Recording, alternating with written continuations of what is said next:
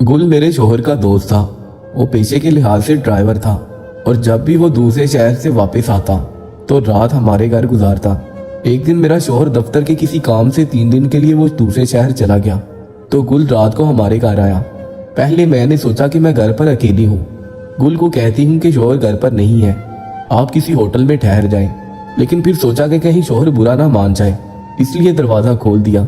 वो अंदर आया तो मैंने उसे खाने का पूछा। वो बोला कि वो खाना खा कर आया है। आबिद कहाँ है? मैंने उसे आबिद के दौरे के बारे में बताया तो वो कुछ सोचकर चुप हो गया और बोला, भाभी आप सो जाएं, मैं भी सो जाता हूँ। मैं अपने कमरे में चली गई, लेकिन मुझे बहुत डर लग रहा था। मैंने लाइट बंद की और बेड पर लेटकर सोने की कोशिश करने लगी। फिर आखिरकार मेरी आंख लग गई।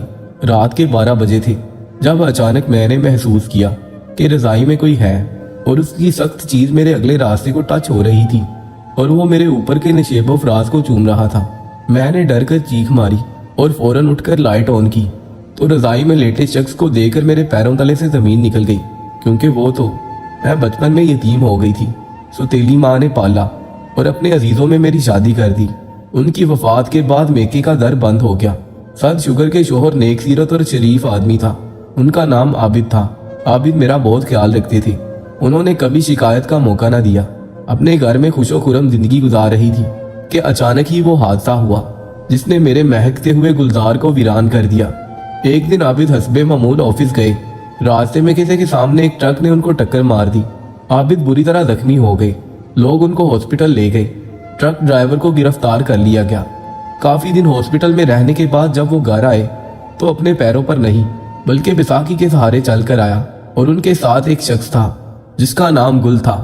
उन्होंने बताया कि गुल वो ड्राइवर है जिसकी गलती से वो हादसे का शिकार होकर जख्मी हुए और चलने फिरने से माजूर हो गए।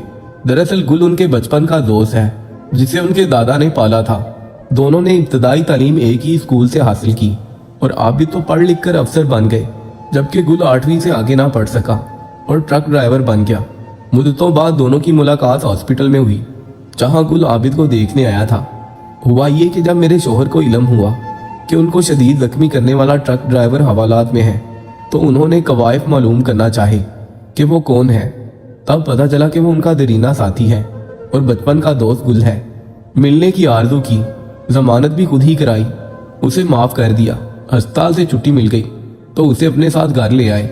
हकीकत ये थी कि आबिद को अपनी और अपने घर की देखभाल के लिए किसी शख्स की ज़रूरत थी, ऐसा आदमी जिस पर वो भरोसा कर सके, जो ड्राइविंग भी जानता हो और उनको वापस लाने और ले जाने की ड्यूटी दे सके। जबकि गुल ने अपनी खिदमात पेश की तो आबिद ने उस पेशकश को कबूल कर लिया। बस उस दिन से वो हमारे घर का एक फर्द बन गया और हमारे साथ रहने लगा।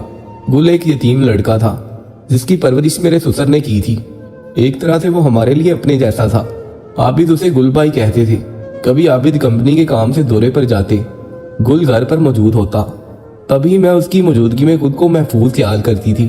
वो आबिद का दोस्त ही नहीं बल्कि मुंह बोला भाई और घर का रखवाला था। मेरी शादी को 5 वर्ष गुजर चुके थे और मैं औलाद की नेमत से महरूम थी। तभी घर खाली खाली था और मैं बेहद तन्हाई महसूस करती थी। ऐसे में गुल की दिलचस्प बातें मुझे बोरियत से बचा लेती थी। होते होते गुल से मैं बेहद मानूस हो गई। ताहम मानूसियत एक अलग बात है, लेकिन मेरी नीयत में कोई खराबी ना थी। तन्हाई से उकताकर उसके साथ बातें करती थी, इसी वजह से उसका दमे गनीमत था। वरना आबिद तो सुबह के गए रात को घर आते थे। आबिद का इलाज कंपनी की तरफ से जहां वो काम करते हैं, कंपनी के मालिक की मेहरबानी थी कि जब वो पूरी तरह ठीक हो गए तो उनको दोबारा मुलाजमत दे दी गई, क्योंकि वो कुर्सी पर बैठकर काम कर सकते थे। आबिद बहुत बाहिम्मत आदमी थे। इतने बड़े हादसे से गुजरने के बावजूद उन्होंने हिम्मत नहीं हारी थी और अपने दोस्त को भी ना सिर्फ माफ कर दिया बल्कि अपने साथ रख लिया था। उनको यकीन था कि उनका ये दोस्त अच्छा आदमी है, लेकिन इंसान लाख अच्छा हो कभी शैतान के बहकाने से अंधेरों में भटक भी सकता है। हमें तन्हाई मुयस्सर थी तो एक वक्त आ गया कि शैतान गालिब आने लगा और मैं शैतान के हाथों की लोना बनते बनते रह गई। हम तो समझ रहे थे कि आबिद हर बात से गाफिल है, मगर वो हमारी छोटी छोटी बातों को नोट कर रहे थे। एक दिन उन्होंने कहा कि आज मैं दौरे पर जा रहा हूँ, 2 दिन बाहर रहूंगा, तुम अपना ख्याल रखना। गुल को उन्होंने घर की 4 दीवारी में बनी एनेक्सी में जगह दे दी थी। मुझे उस रोज खुदा हाफिज कहकर घर से नहीं गए बल्कि अलाउंस के अंदर बनी हुई सीढ़ियों के नीचे ही बैठ गए और मैं यही समझी कि वो घर से चले गए हैं, क्योंकि ऑफिस की गाड़ी बज़ाहिर उनको लेने भी आई थी। मैंने अपने बेडरूम की खिड़की से गाड़ी को घर के अंदर आते देखा था, जबकि गुल उस वक्त सो रहा था। आबिद के जाने के बाद घंटे बाद दरवाजा खुला तो वो गुल था। वो मेरे साथ मेरे कमरे में आ गया। थोड़ी ही देर गुजरी थी कि आबिद उस कमरे में आ गए जहां मैं और गुल थे। हमारे ओसान खता हो गए। हम तो किसी और ही दुनिया में थे कि उनके आने की खबर तक ना हुई। अब मुझे अपना सांस बंद होता महसूस होने लगा। जाहिर है वो भी बैसाखी पर चल कर आए थे, मगर उनकी बैसाखी की आहट तक हम ना सुन पाए थे। आबिद ने नहायत ठंडे लहजे में सवाल किया कि मुझे सच बता दो, गुल का इस वक्त यहाँ मौजूद होना किस वजह से है? क्या ये महज इत्तेफाक है या तुम दोनों मेरे घर की छत तले रहकर मुझे धोखा दे रहे हो? याद रखना, अगर सच ना कहा तो मैं तुम दोनों को शूट कर दूंगा। उन्होंने जेब में हाथ डालकर पिस्तौल निकाल लिया। मेरा सांस ऊपर का ऊपर रह गया। मैं गुम थी और गुल के चेहरे पर हवाइयां उड़ रही थी। अलबत्ता दोनों के लबों पर शर्मिंदगी थी, क्योंकि शोहर की गैर मौजूदगी में ड्राइवर का मालिक के बेडरूम में होना शर्मनाक बात थी। अचानक आबिद की आवाज गुलोकेर हो गई। मुझे बताओ तो सही, मुझसे तुमको क्या तकलीफ पहुंची है? आखिर क्या शिकायत है? क्या मैंने तुम्हारा ख्याल नहीं रखा या किसी शय की कमी है? दुख दिया है जो तुम मुझसे बेवफाई कर रही हो? अगर कोई ऐसी बात नहीं है तब कुरान पाक पर हाथ रखकर दोनों कसम खाओ कि तुम्हारी नीयतों में कुछ फतूर नहीं है। मैं इतनी बड़ी कसम खाने का तसव्वुर भी नहीं कर सकती थी। मुझ पर लर्जा तारी हो गई और चकरा कर फर्श पर गिर गई और गुल ने भी कसम उठाने से इनकार कर दिया। तब आबिद ने पिस्तौल उसके हाथ में देकर कहा, दोस्ती का हक अदा करो, मुझे शूट कर दो। मैं ऐसी बेगैरती की जिंदगी अब नहीं जी सकता। फिर आबिद ने मुझे दोनों शानों से पकड़कर उठाया और बिस्तर पर बिठाया और बोले, जो शिकायत है कहो। मगर मेरे मुंह से एक लफ्ज ना निकला। मुझे कोई शिकायत होती तो कहती। मैं तो पसीने से शराबूर थी। जी चाहता था कि अभी जमीन फट जाए और मैं और गुल उसमें समा जाए। ये अलम था कि उस वक्त अगर आबिद ना आते तो हम गुनाह के दिल में उतर जाते। आबिद ने गुल से कहा, तुम मेरे दोस्त हो जिसने गलती से मुझे अपाहज किया और मैंने उसको घर में रख लिया। और क्या इसी दिन के लिए कि तुम मेरी इज्जत पर नजर रखोगे, मेरा घर उजाड़ने की सही करोगे, मेरी खुशियां पामाल कर दोगे? क्या बिगाड़ा था मैंने तुम्हारा? मेरे दादा ने तुमको यतीमी के दुखों से निकाला। तुमने मुझे कैसे अलाव में धक्का दे दिया? किस नियत से तुम यहाँ आए हो? लो पिस्तौल और मुझको खत्म करो।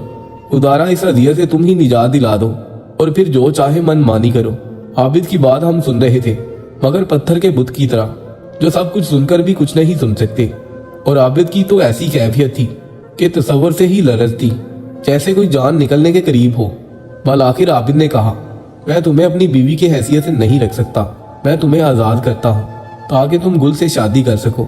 मैं शाम तक शहर से बाहर जा रहा हूँ। तुम इस दौरान जो चाहो ले जाओ, मगर यहाँ से कहीं दूर चले जाना। मैं भी इंसान हूँ, खुदा जाने कब मुझे दौरा पड़ जाए और मैं क्या कर गुजरूं। फिर आबिद ने गुल के सामने ही मुझे 3 बार तलाक दी थी और घर से चले गए। अब पछता रहे थे, लेकिन अब तक हमने कोई गुनाह नहीं किया था। लेकिन जिस रास्ते पर हम जा रहे थे वो सरासर गलत था। थोड़ी देर सोचने के बाद मैंने गुल से कहा, अब मेरा घर बर्बाद हो चुका है और तुम्हारी वजह से हुआ है। अब बेहतर है कि तुम अब मेरी जिम्मेदारी कबूल कर लो, वरना तलाक याफ्ता औरत का कोई सहारा भी नहीं बनता। कहाँ जाएगी?